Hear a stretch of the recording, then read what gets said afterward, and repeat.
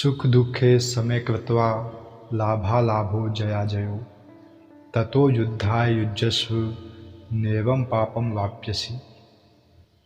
श्री कृष्ण कहते हैं, तुम सुख या दुख, हानि या लाभ, विजय या पराजय का विचार किए बिना युद्ध करो।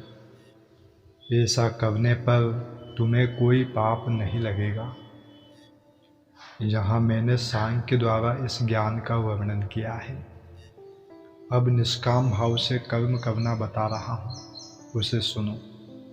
हे प्रतापुत्र, तुम यदि ऐसे ज्ञान से कर्म करोगे तो तुम कर्मों के बंधन से अपने को मुक्त कर सकते हो। इस प्रयास में कोई हानि नहीं है, अपितु इस पद पर की गई अल्प प्रगति भी महान भय से रक्षा कर सकती है। दोस्तों, कर्म का सर्वोच्च दिव्य गुण है कृष्ण भावना अमृत में कर्म, या इंद्रिय तृप्ति की आशा ना करके कृष्ण के हित में कर्म करना। कृष्ण भाव में किया गया कर्म मनुष्य को इस शरीर के विनष्ट होने पर भी पुनः कृष्ण भाव अमृत तक ले जाता है। कम से कम इतना तो निश्चित है कि अगले जन्म में उसे सुसंस्कृत परिवार में या धनी मानी कुल में मनुष्य का शरीर प्राप्त हो सकेगा, जिससे उसे भविष्य में ऊपर उठने का अवसर प्राप्त हो सकेगा। कृष्ण भाव अमृत में संपन्न कार्य का यही अनुपम गुण है। जो इस मार्ग पर चलते हैं वे प्रयोजन में दृढ़ रहते हैं और उनका लक्ष्य भी एक होता है। हे कुरुनंदन, जो दृढ़ प्रतिज्ञ नहीं है उनकी बुद्धि अनेक शाखाओं में विभक्त रहती है।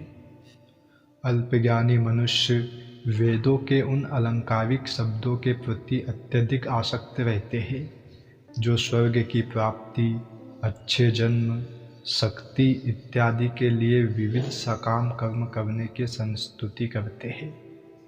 इंद्रिय तृप्ति तथा ऐश्वर्य में जीवन की अभिलाषा के कारण वे कहते हैं कि इससे बढ़कर और कुछ नहीं है।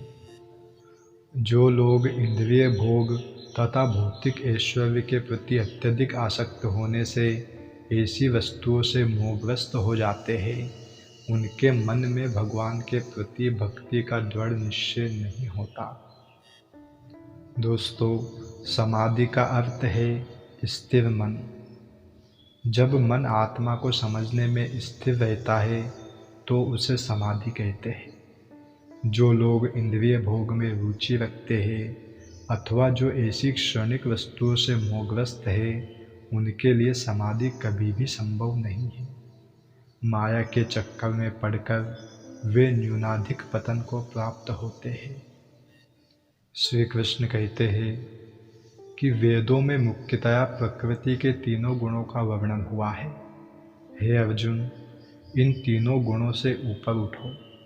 समस्त द्वैतों और लाभ तथा सुरक्षा की सारी चिंताओं से मुक्त होकर आत्मपरायण बनो। एक छोटे से कूप का सारा कार्य एक विशाल जलाशय से तुरंत पूरा हो जाता है। इसी प्रकार वेदों के आंतरिक तात्पर्य जानने वाले को उनके सारे प्रयोजन सिद्ध हो जाते हैं।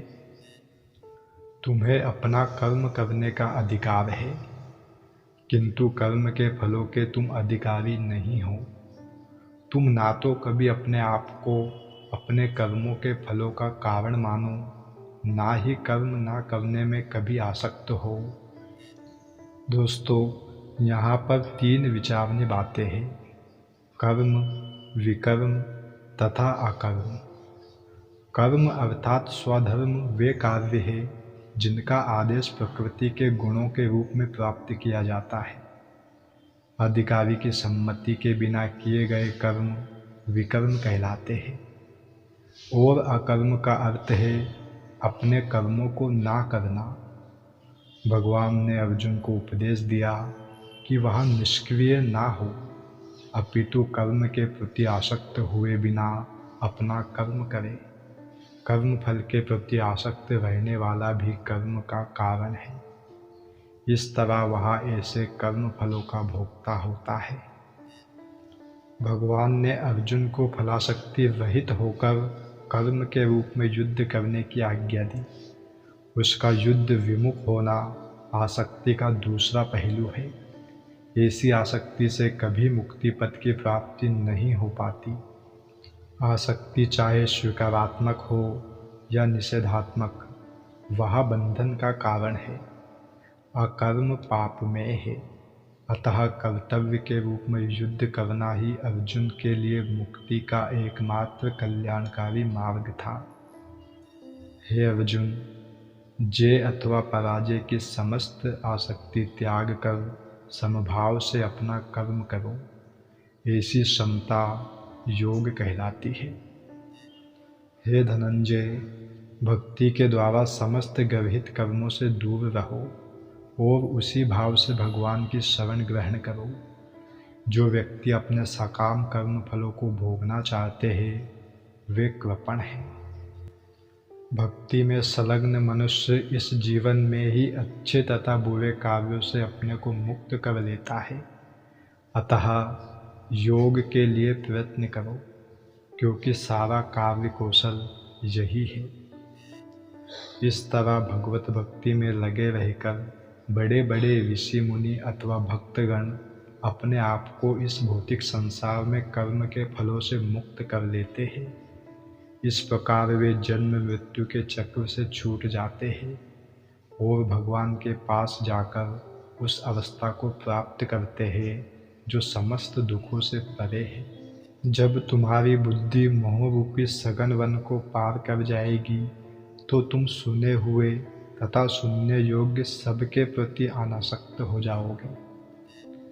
जब तुम्हारा मन वेदों की अलंकारमयी भाषा से विचलित ना हो और वह आत्म साक्षात्कार की समाधि में स्थिर हो जाए, तब तुम्हें दिव्य चेतना प्राप्त हो जाएगी।